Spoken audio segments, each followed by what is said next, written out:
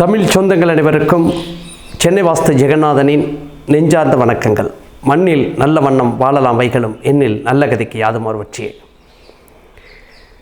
ஒரு செல்வ நிலையில் உயர வேண்டும், அதுவும் ஒரு தொழில் சார்ந்த நிகழ்வெல்லாம் நம்ம பெரிய ஒரு மனிதராக இருக்க வேண்டும். அந்த தாலுக்காவிற்கே, அந்த மாவட்டத்திற்கே, அந்த கிராமத்துக்கே ஒரு பிரதானமாக தொழில் செய்கிற நபராக இருக்க வேண்டும். அப்படின்னு சொன்னால் நீங்கள் ஒரு விஷயங்கள் உங்களுடைய வாழ்க்கையை மாற்றும் என்று சொன்னால் மிகையாது. ஒரு குறிப்பிட்ட காலத்துக்கு பிறகு இது எடுத்ததையும் நீங்கள் செஞ்சீங்கன்னா அதில் வெற்றி வருவது கடினம்.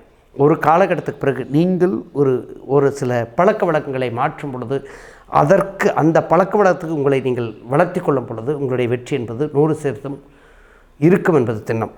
அதாவது எந்த வேலையும் நீங்கள் செய்யக்கூடாது. அதாவது ஒரு உண்மை இந்த இடத்துல நான் சொல்லணும். மிகப்பெரிய தொழிலதிபர்கள், மிகப்பெரிய தொழிலை நிர்வாகம் செய்கிற மனிதர்கள் யாருமே உழைப்பது கிடையாது.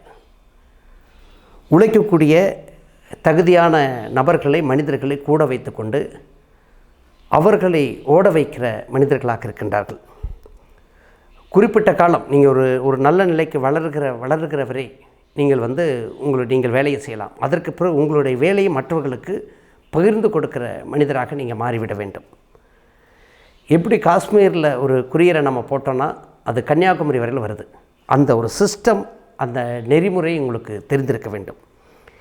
அதாவது நீங்கள் ஒரு 10-15 நாட்கள், ஒரு வாரம் ஏதாவது ஒரு வெளிநாட்டிற்கோ அல்லது உங்கள் ஊரிலேயே உங்களுக்கு சொந்த வேலை இருக்கும். அதற்காக நீங்கள் உங்கள் வேலையில் கவனமாக இருந்தாலும் கூட உங்களுடைய தொழில் சார்ந்த நிகழ்வுகளில் அந்த வேலை எந்த இடத்திலும் பாதிக்காத ஒரு நிலை, இதற்காக உங்களை ஒரு தொலைபேசியில் கூட அழைக்காத ஒரு நிலை உங்களுடைய தொழிலில் இருக்க வேண்டும். அந்த அளவுக்கு நீங்கள் உயர்ந்திருக்க வேண்டும். அது சார்ந்த உங்களுடைய வேலையை ஒரு மற்ற மனிதர், ஒரு தகுதியான மனிதர், ஒரு படித்த மனிதர், உயர்ந்த நிலையில் இருக்கக்கூடிய மனிதர் பார்க்க வேண்டும். நீங்கள் இல்லாமலும் அந்த வேலை நடக்க வேண்டும். இந்த இடத்துல நான் ஒரு விஷயத்தை நான் சுட்டிக்காட்ட விரும்புகின்றேன். டாட்டாவும் பிர்லாவும் அம்பானியும் அவங்க சொந்த தினம் கல்லாப்பட்டிலையா கொண்டிருக்காங்க? கண்டிப்பாக கிடையாது. கடையாக போய் ஆர்டர் இருக்காங்களா? கண்டிப்பாக கிடையாது. தங்களுடைய நிர்வாகம் அதனுடைய நேர்கோட்டு சீர்கோட்டில் சரியாக நடந்து கொண்டு தானே இருக்கின்றது. ஆக இந்த இடத்துல நீங்கள் உங்களுடைய வேலையை பகிர்ந்து கொடுத்து நீங்கள் வேலை செய்யாது உங்களுடைய வேலை செய்கிற மனிதர்களை நீங்கள் அருகில் வைத்துக்கொள்ள வேண்டும். அதே போல் அறிவு சார்ந்த நபர்களை நீங்கள் கூட வைத்து கொண்டால் அந்த வேலை இயற்கையாகவே தானாகவே நடக்கும். அதாவது ஒரு வெற்றியாளர் என்பவர் தான் மட்டும் வெற்றி பெறுகிற ஒரு குதிரையாக இருக்கக்கூடாது. ஒரு 10 குதிரைகளை, தனக்கு கீழ் ஒரு 10 குதிரைகளை வளர்த்து விடுகிற, வெற்றி பெற வைக்கிற மனிதராக இருக்க வேண்டும். இவரால் மற்றவர்களும் ஒரு வெற்றி பெற வேண்டும். இதில் போட்டியோ பொறாமையோ இல்லாமல் தன்னை மீறி ஒருவர் சென்று விடுவார், தன்னுடைய வளர்ச்சி அவரால் பாதிக்கப்படும் என்கிற எண்ணத்தை எல்லாம் அவர் கடந்திருக்கிற மனிதராக இருக்க வேண்டும். பரவாயில்ல, நல்ல ஒரு மனிதர் நம்மிடம் சேர்ந்து இந்த நிறுவனத்திற்கு வெளியே போனாலும் தவறு கிடையாது, நன்றாக இருக்கட்டும் என்கிற வாழ்த்துக்கிற மனிதராக நீங்கள் உயர வேண்டும்.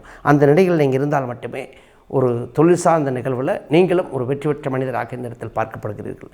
இதற்கு காரணம் 100% ஒரு இல்லத்தில் வடமேற்கு சரியாக இருந்தால் மட்டுமே அவருடைய கனவுகளும் ஆசைகளும் அவருடைய வெற்றியும் தொடுகிற உயரத்தில் இருக்கும். வடமேற்கு தவறுகள் இருக்கும்போது, வடமேற்கில் ஏதாவது வளர்ந்திருக்கிற இடம், வடமேற்கில் கட்டிடங்கள் உள்வாங்குவது, அல்லது வடமேற்கு காலியிடம் இல்லாமல் தென்கிழக்கை விட அதிகமாக ஒரு கட்டிடத்தை கட்டிக்கொள்வது, மருந்து கூட வடமேற்கு திறப்பில்லாமல் இருப்பது, இதுபோல் இருக்கக்கூடிய இடங்களில் வடமேற்கில் செப்டி டேங்க் போட்டால் நல்லதுன்னு சொல்லிட்டு தவறான இடத்துல செப்டி டேங்க் போடுறது, அதேபோல் வடமேற்கில் கட்டிடங்களை கட்டும்பொழுது வடகிழக்கு இழுத்து வைத்தால் என்று சொல்லி வடமேற்கு குறைந்து விடுவது, இதுபோல் வாஸ்து சார்ந்த நிகழ்வுகள் இருக்கும் பொழுது அந்த இடத்தில் அந்த மனிதனின் வெற்றி என்பது நிச்சயமாக 100% பாதிக்கப்படும்.